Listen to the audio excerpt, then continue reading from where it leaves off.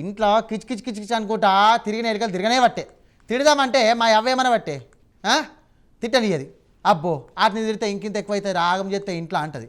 బట్టలు గొరికి పాడవుతున్నాయి, పోరోల బ్యాగులు గొరికి పాడవుతున్నాయి, బియ్యం సంచి పొతం పెడుతున్నాయి, తెల్లని దాకా పోతుంది దాకా కిచ్ కిచ్ కిచ్ కిచ్ కిచ్ అని కూడా నిద్ర లేకుండా ఎత్తున్నాయి. అవునా? పర్ర కొడితే సపడత చూడరు గట్ల వస్తుంది. మన ఇంట్లో ఊళ్ళల్లో ఎలుకల బాధ గీలెక్కు ఉంటుంది, కానీ గాలతాన మాత్రం ఇంకొక లెక్కు ఉన్నది. చూడరు ఏందో మరి.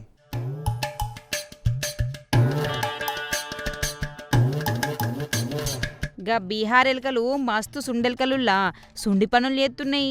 ఏటి నిడిచిపెడతలేవు, ఏటిని తినకుండా ఉంచుతలేవు.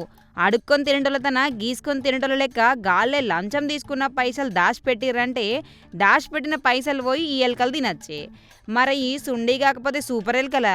పాప మారేండ్ల కిందట ఓ ఆఫీసర్ 10,000 లంచం తీసుకుంటే దొరకబట్టి ఆళ్ళను ఒర్రలా పైసను ఒర్రలా వేసిరట పోలీసోళ్ళు.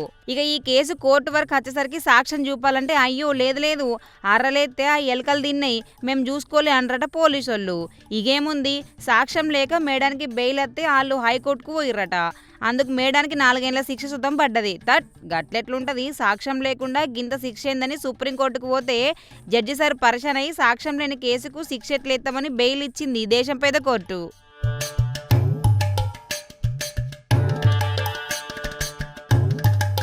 కానీ చిత్రం కదా అల్లా ఈ ఎలుకల పంచాయతీ. మరి నివద్దిగా అయ్యే కొరికి తిన్నాయో లేకపోతే వీళ్ళే జేబులేసుకొని ఎలుకల పేర్లు చెప్తుర్రో కానీ పాపం లంచం పైసలు ఎటుపోయినాయో ఏమో పోర్రి. మరి ఎలుకలు కొడితే ముక్క లేకుండా మింగుతాయి ఏంది? కాగితాల సిత్తు అవుతాయి, అంతా ఆసనాసన పడతాయి. మరి గవిసుతం సాక్షుల కింద సూపు సందుకు తేలేదంటే గమ్మత్ అనిపిస్తుందిలా. ఆప్కారోళ్ళు మందు పట్టుకొని దాచి పెడితే ఆ మందును పీపాలు తాగబట్టే ఎలుకలు ఇప్పుడు పైసలు కడుపులు వేసుకొని.